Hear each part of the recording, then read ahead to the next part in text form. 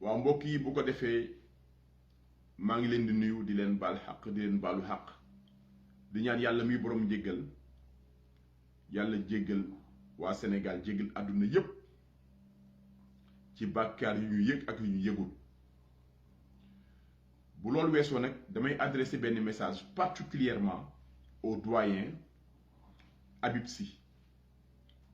di ko ñaanal mu yàgg fi te wér di ko remercier wax dëgg yàlla ci taxawaay bi mu am mais également damay rendre hommage kii nga xam ne mooy doyen Mody Niang nekk nit koo xam ne war nañu bàyyi xel ci lii nga xam ne mooy ay kàddoom ndax amul kenn ku ko gën a placé pour wax ci bonne gouvernance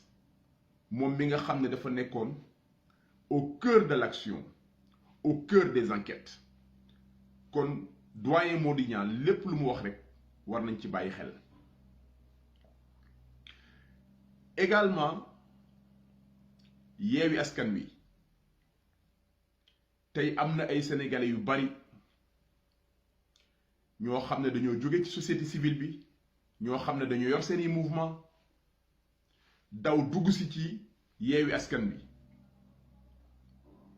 ngir bëgg a nekk député à l'Assemblée nationale député nag du promotion képp kuy gis poste député comme promotion mooy non seulement yow parewuloo mais comprendre loo les enjeux Assemblée nationale du lu ñuy caaxaane fi nga xam ne fa la ñuy càmbaree l'action des ministres fi nga xam ne fa la ñuy voter les lois yi nga xam ne day concerner ay génération ki génération foofu du mbirum caaxaan ndax dem assemblée nationale ñu jox la 4x4 jox la ay litres gasoil jox la 1 million yi tegal jox la passeport diplomatique jox la immunité parlementaire loolu kan moo ko bëggul ci xeetu privilège moo tax may wax le doyen Habib Sy ñoom ci commission bi nañu def très attention ci ñi nga xam ne ñoom ñoo ñëw rejoindre Yewwi Askan Wi en vue des législatives ndax doomu aadama dafa am loo xam ne moo koy firndeel ndéem mënuñoo xam luy xew suba yàlla la mënuñoo xam luy xew suba waaye am na ci lu ñu mën a basé wu pour mën a anticiper as tuut ci loolu ñu mën a basé wu nag mooy parcours doomu aadama bi maanaam ñu dellu ca gannaaw ne waaw kii ñëw rejoindre Yewwi Askan Wi ngir ñu investir ko moom lan mooy trajectoire am loolu c'est important lan mooy trajectoire am c'est important ñu ne diwkat ci Ablaye Wade la nekkoon maanaam PDS la nekkoon ba PDS daanoo mu daw dugg réew mi dem ci Idrissa Seck bu duggul ci réew mi tamit daw na dem ci coalition Idy 2019 ba coalition Idy 2019 tasee mu ñëw wut si Yewwi Askan Wi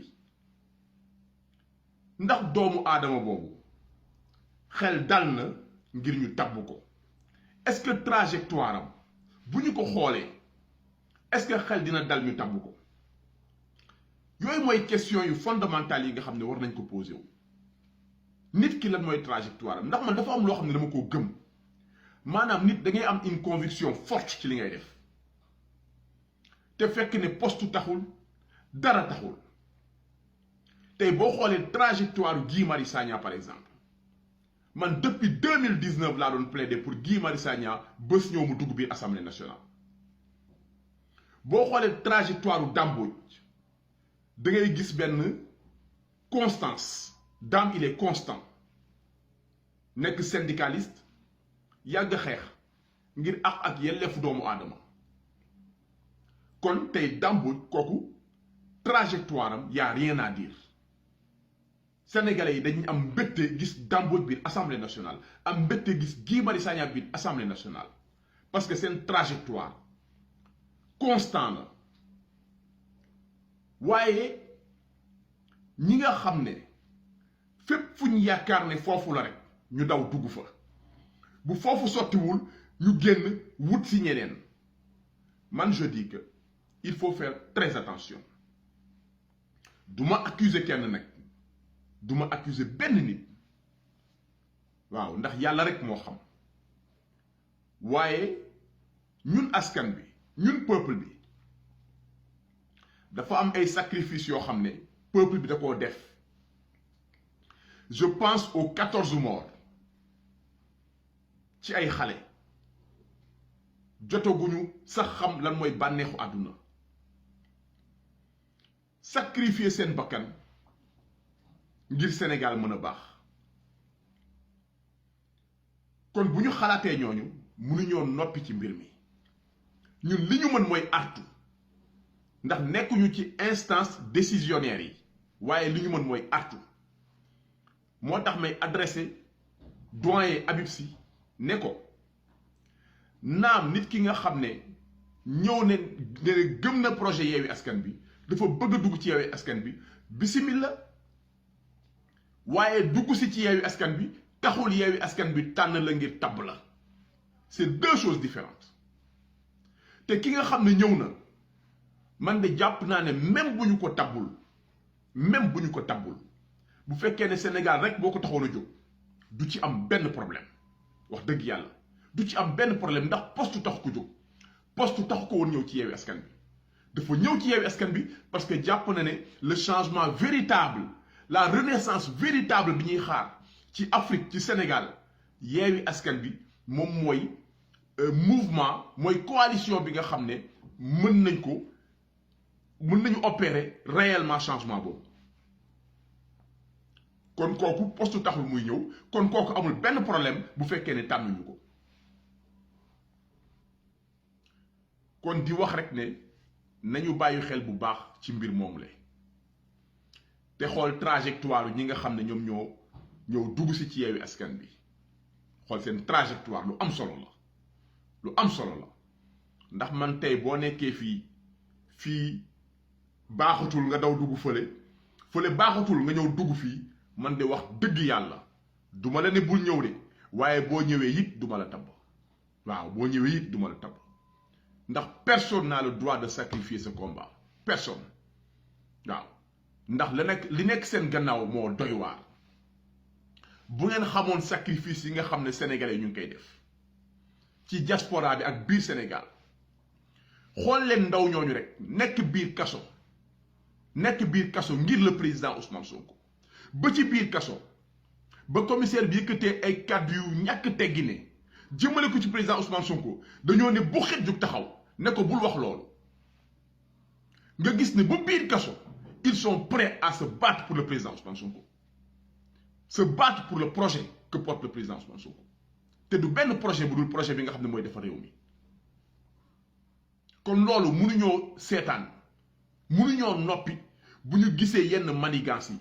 mënuñoo noppi bu ñu gisee yenn attitudes yi mënuñ cee noppi ñun dañoo décider xeexal Sénégal te utuñ ci dara moo tax bokkuñ ci benn parti